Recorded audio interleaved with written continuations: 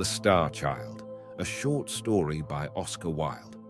Once upon a time, two poor woodcutters were making their way home through a great pine forest. It was winter and a night of bitter cold. The snow lay thick upon the ground and upon the branches of the trees. The frost kept snapping the little twigs on either side of them as they passed, and when they came to the mountain torrent, she was hanging motionless in air, for the Ice King had kissed her. So cold was it that even the animals and the birds did not know what to make of it. "Ugh!" snarled the wolf as he limped through the brushwood with his tail between his legs. "This is perfectly monstrous weather. Why doesn't the government look to it?" "Wheat, wheat, wheat," twittered the green linnets. "The old earth is dead, and they have laid her out in her white shroud. The earth is going to be married, and this is her bridal dress," whispered the turtle doves to each other. Their little pink feet were quite frostbitten, but they felt that it was their duty to take a romantic view of the situation. "Nonsense," growled the wolf. "I tell you that it is all the fault of the government, and if you don't believe me, I shall eat you." The wolf had a thoroughly practical mind, and was never at a loss for a good argument. "Well, for my own part," said the woodpecker, who was a born philosopher, "I don't care an atomic theory for explanations. If a thing is so, it is so, and at present it is terribly cold." Terribly cold it certainly was. The little squirrels who lived inside the tall fir tree kept rubbing each other's noses to keep themselves warm, and the rabbits curled themselves up in their holes and did not venture even to look out of doors. The only people who seemed to enjoy it were the great horned owls. Their feathers were quite stiff with rime, but they did not mind, and they rolled their large yellow eyes and called out to each other across the forest, "Tu-wit! Tu-woo! Tu-wit! Tu-woo! What delightful weather we are having!" On and on went the two woodcutters, blowing lustily upon their fingers and stamping with their huge iron-shod boots upon the caked snow.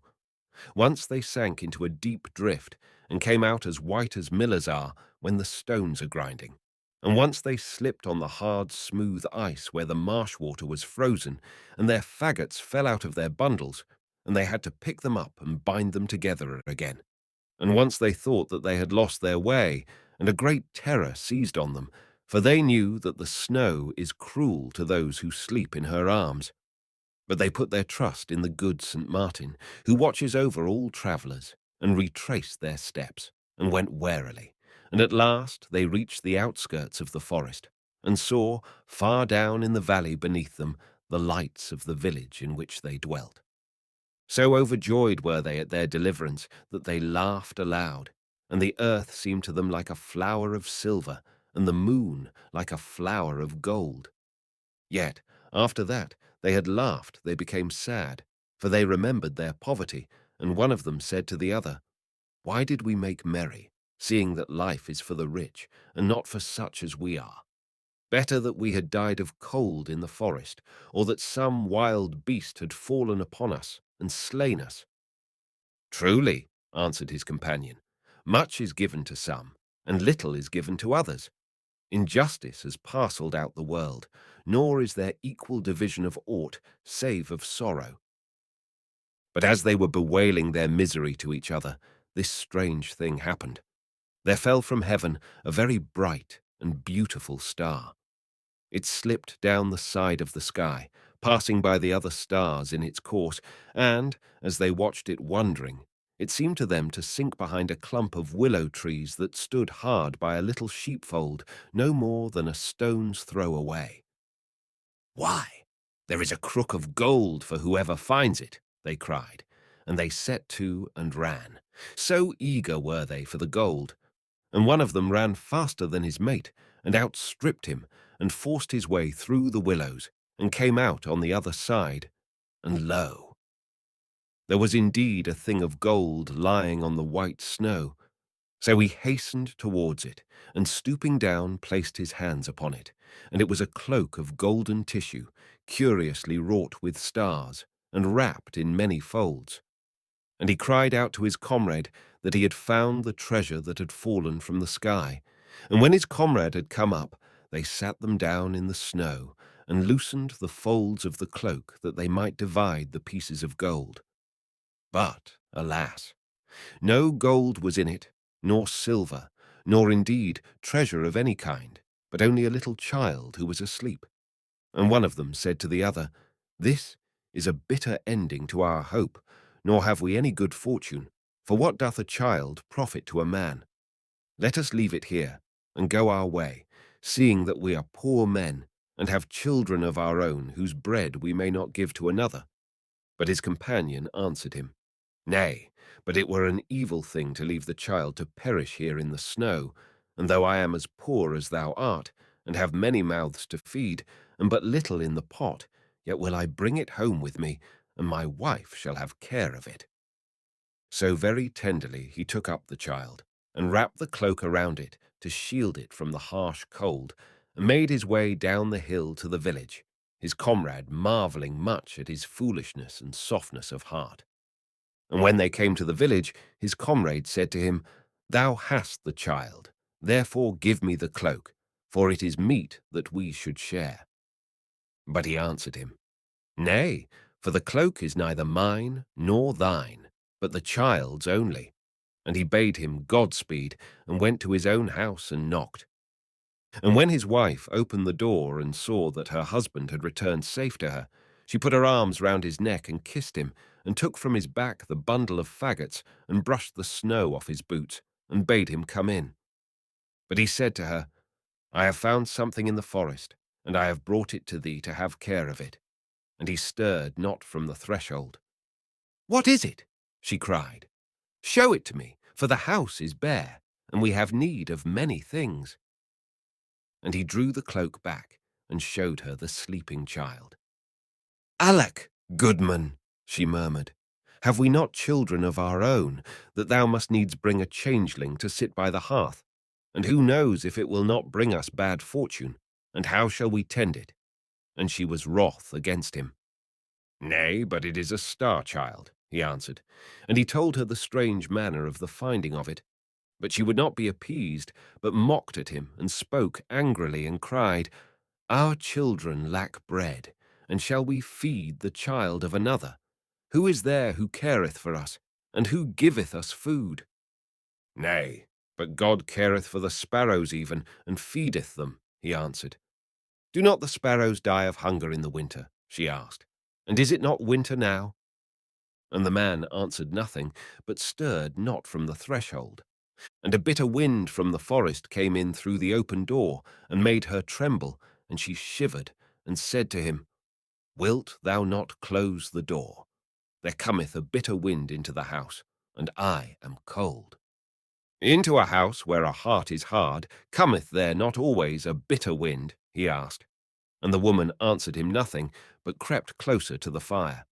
And after a time she turned round and looked at him, and her eyes were full of tears. And he came in swiftly, and placed the child in her arms, and she kissed it, and laid it in a little bed, where the youngest of their own children was lying. And on the morrow the woodcutter took the curious cloak of gold, and placed it in a great chest, and a chain of amber that was round the child's neck his wife took, and set it in the chest also. So the star-child was brought up with the children of the woodcutter, and sat at the same board with them, and was their playmate. And every year he became more beautiful to look at, so that all those who dwelt in the village were filled with wonder, for while they were swarthy and black-haired, he was white and delicate as sawn ivory, and his curls were like the rings of the daffodil. His lips, also, were like the petals of a red flower, and his eyes were like violets by a river of pure water, and his body like the narcissus of a field where the mower comes not. Yet did his beauty work him evil, for he grew proud and cruel and selfish. The children of the woodcutter and the other children of the village he despised, saying that they were of mean parentage, while he was noble, being sprang from a star, and he made himself master over them, and called them his servants. No pity had he for the poor, or for those who were blind or maimed or in any way afflicted, but would cast stones at them, and drive them forth on to the highway, and bid them beg their bread elsewhere, so that none save the outlaws came twice to that village to ask for alms. Indeed, he was as one enamoured of beauty, and would mock at the weakly and ill-favoured, and make jest of them. And himself he loved, and in summer, when the winds were still, he would lie by the well in the priest's orchard, and look down at the marvel of his own face, and laugh for the pleasure he had in his fairness. Often did the woodcutter and his wife chide him, and say, "We did not deal with thee as thou dealest with those who are left desolate, and have none to succour them. Wherefore art thou so cruel to all who need pity?"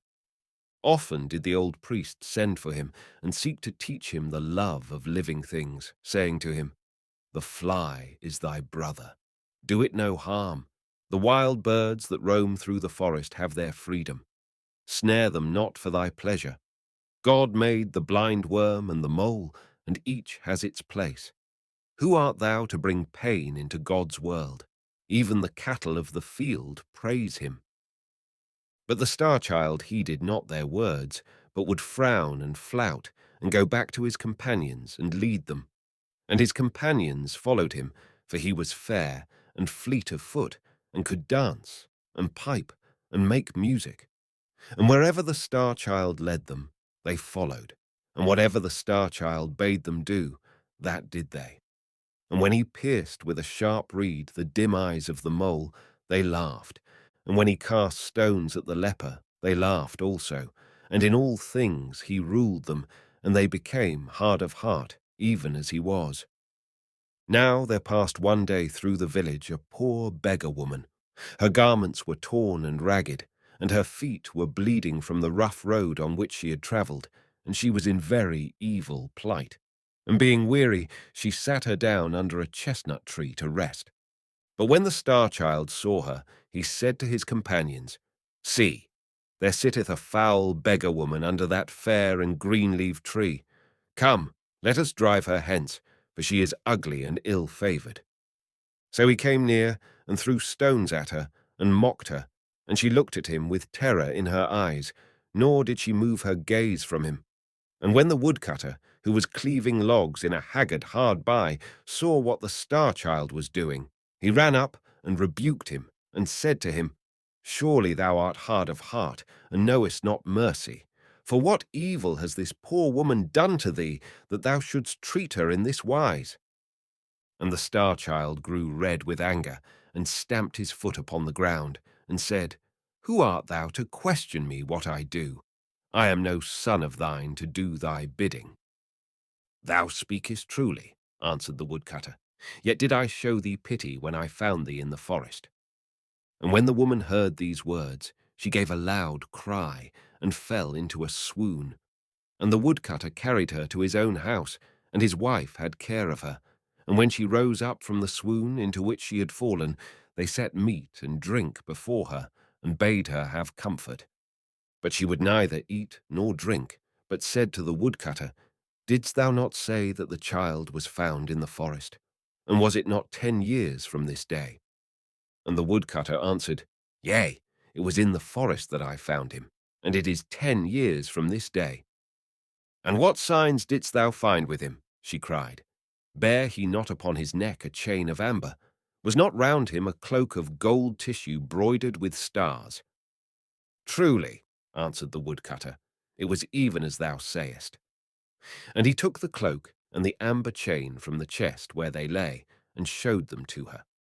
And when she saw them, she wept for joy, and said, "He is my little son, whom I lost in the forest. I pray thee send for him quickly, for in search of him have I wandered over the whole world." So the woodcutter and his wife went out and called to the Star-Child, and said to him, "Go into the house, and there shalt thou find thy mother, who is waiting for thee." So he ran in, filled with wonder and great gladness. But when he saw her who was waiting there, he laughed scornfully and said, "Why, where is my mother? For I see none here but this vile beggar woman." And the woman answered him, "I am thy mother." "Thou art mad to say so," cried the Star-Child angrily. "I am no son of thine, for thou art a beggar and ugly and in rags. Therefore get thee hence, and let me see thy foul face no more. Nay, but thou art indeed my little son, whom I bare in the forest, she cried, and she fell on her knees, and held out her arms to him. The robbers stole thee from me, and left thee to die, she murmured. But I recognized thee when I saw thee, and the signs also have I recognized, the cloak of golden tissue and the amber chain. Therefore I pray thee come with me, for over the whole world have I wandered in search of thee. Come with me, my son, for I have need of thy love. But the star-child stirred not from his place, but shut the doors of his heart against her, nor was there any sound heard save the sound of the woman weeping for pain. And at last he spoke to her, and his voice was hard and bitter.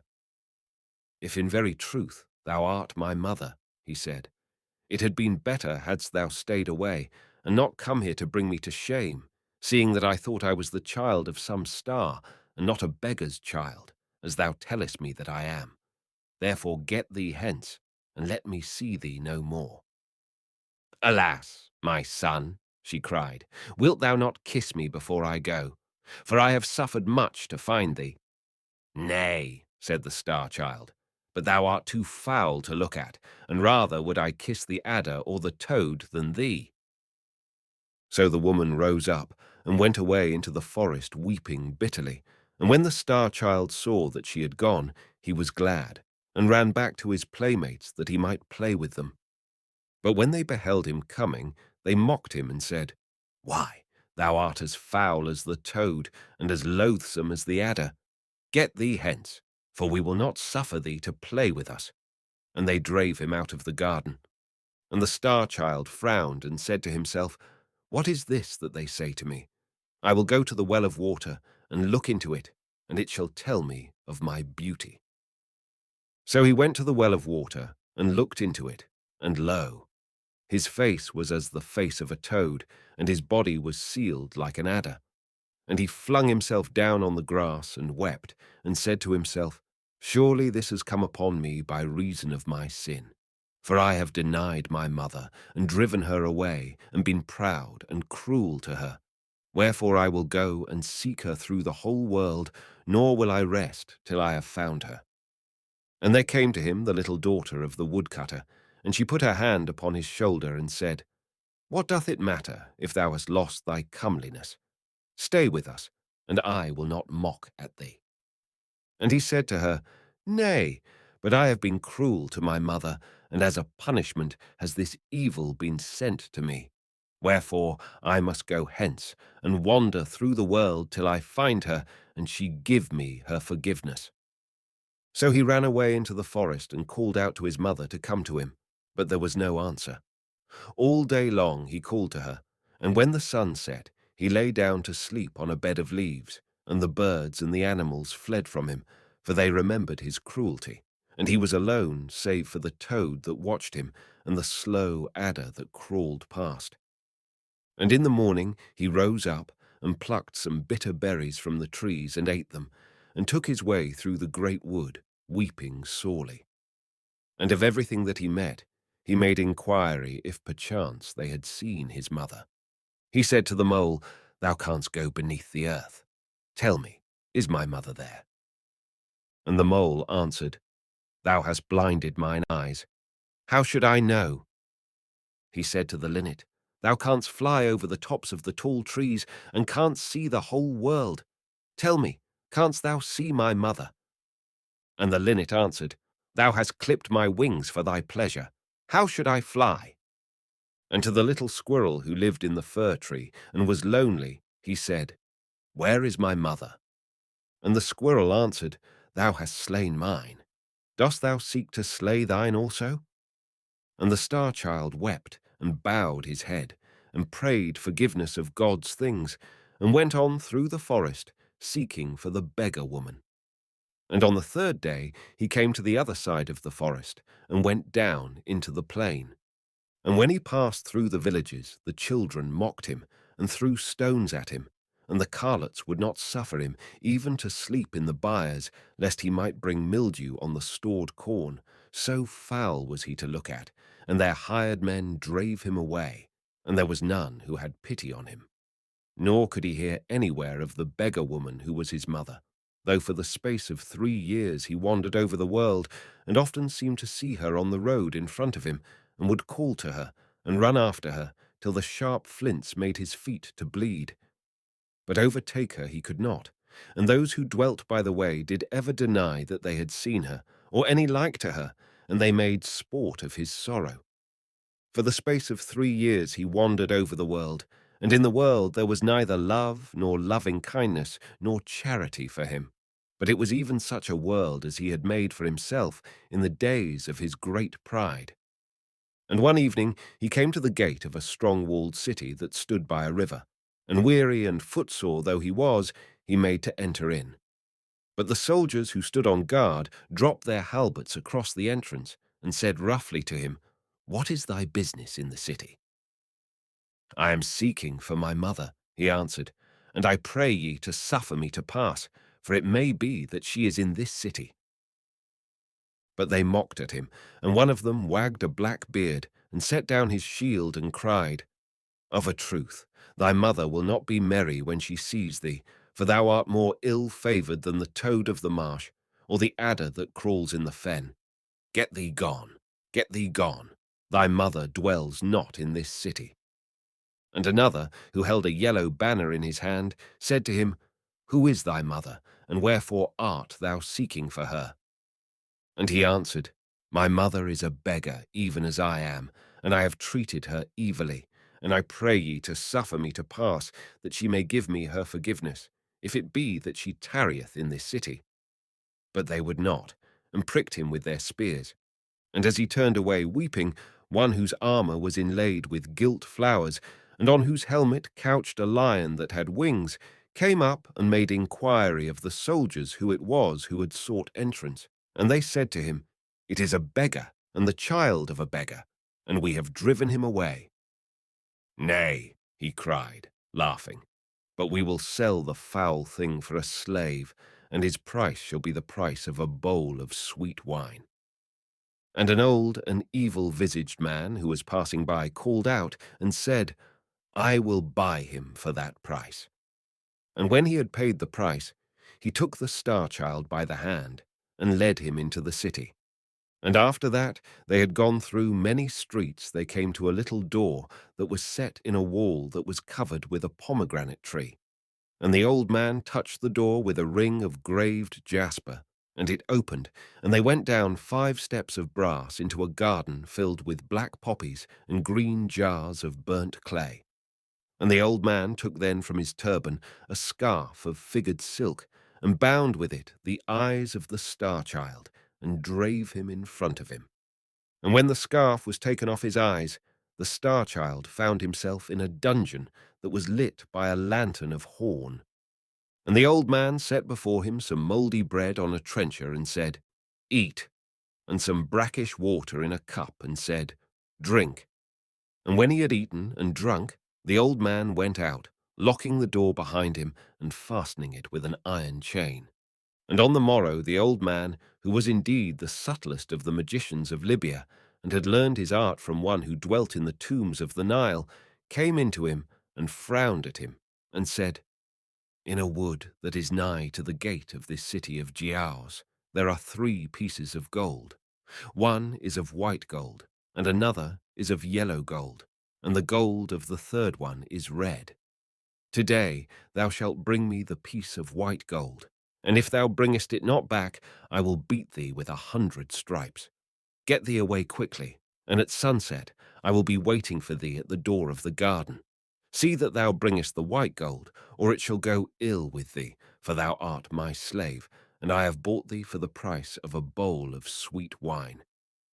And he bound the eyes of the star-child with the scarf of figured silk, and led him through the house, and through the garden of poppies, and up the 5 steps of brass. And having opened the little door with his ring, he set him in the street. And the star-child went out of the gate of the city, and came to the wood of which the magician had spoken to him. Now this wood was very fair to look at from without, and seemed full of singing birds and of sweet-scented flowers, and the star-child entered it gladly. Yet did its beauty profit him little, For wherever he went, harsh briars and thorns shot up from the ground and encompassed him, and evil nettles stung him, and the thistle pierced him with her daggers, so that he was in sore distress. Nor could he anywhere find the piece of white gold of which the magician had spoken, though he sought for it from morn to noon, and from noon to sunset. And at sunset he set his face towards home, weeping bitterly, for he knew what fate was in store for him. But when he had reached the outskirts of the wood, he heard from a thicket a cry as of someone in pain, and forgetting his own sorrow, he ran back to the place and saw there a little hare caught in a trap that some hunter had set for it. And the Star-Child had pity on it and released it, and said to it, I am myself but a slave, yet may I give thee thy freedom. And the hare answered him and said, Surely thou hast given me freedom, and what shall I give thee in return? And the Star-Child said to it, I am seeking for a piece of white gold, nor can I anywhere find it, and if I bring it not to my master, he will beat me. Come thou with me, said the hare, and I will lead thee to it, for I know where it is hidden, and for what purpose.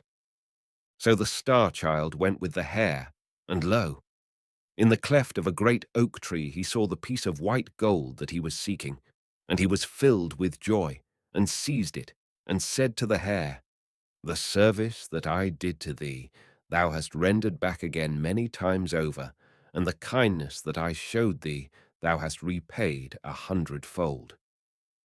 Nay, answered the hare, but as thou dealt with me, so I did deal with thee.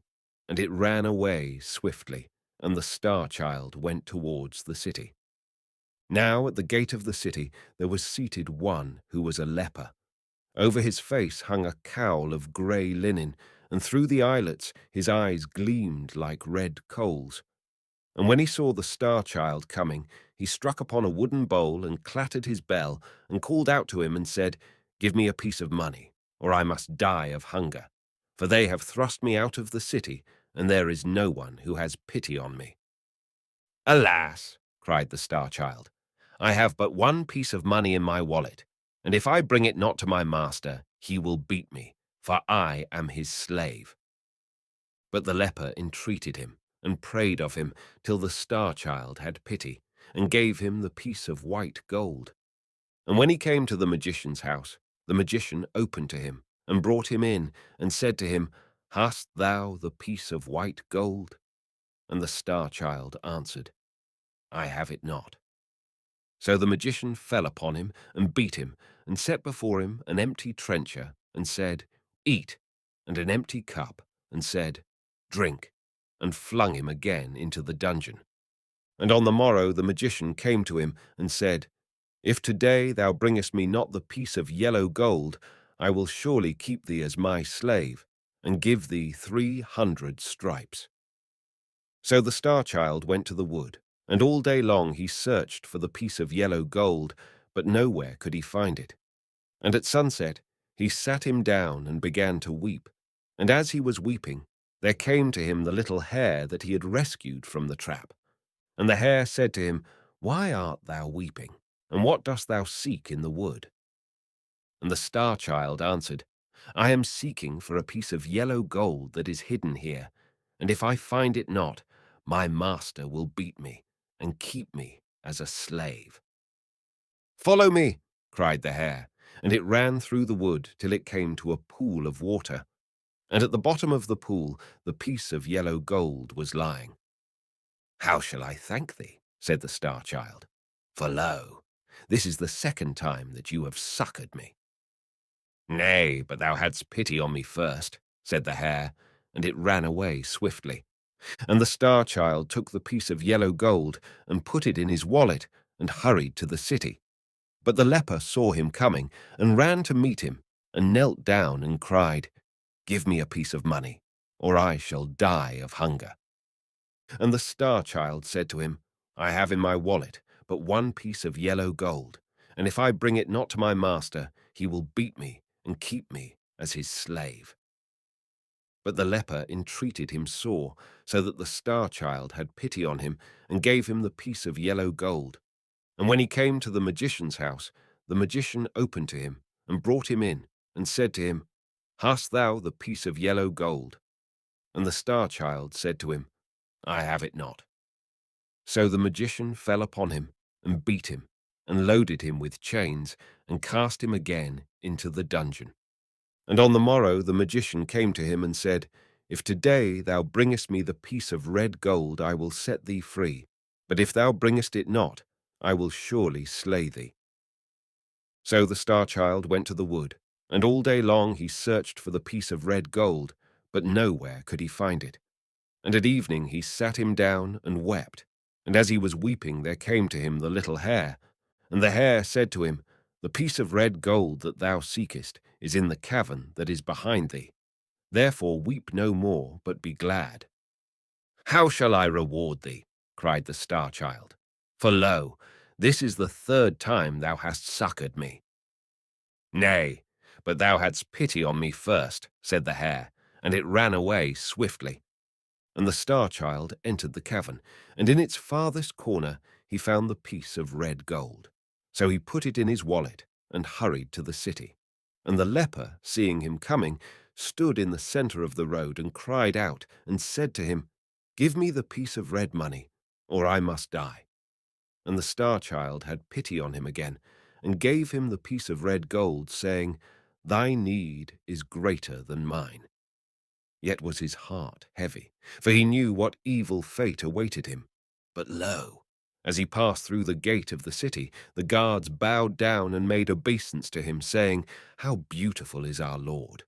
And a crowd of citizens followed him and cried out, "Surely there is none so beautiful in the whole world." So that the star-child wept and said to himself, "They are mocking me and making light of my misery." And so large was the concourse of the people that he lost the threads of his way, and found himself at last in a great square, in which there was a palace of a king. And the gate of the palace opened, and the priests and the high officers of the city ran forth to meet him, and they abased themselves before him, and said, "Thou art our Lord, for whom we have been waiting, and the son of our king." And the star-child answered them and said, "I am no king's son, but the child of a poor beggar woman. And how say ye that I am beautiful? For I know that I am evil to look at." Then he, whose armor was inlaid with gilt flowers, and on whose helmet crouched a lion that had wings, held up a shield and cried, "How saith my lord that he is not beautiful?"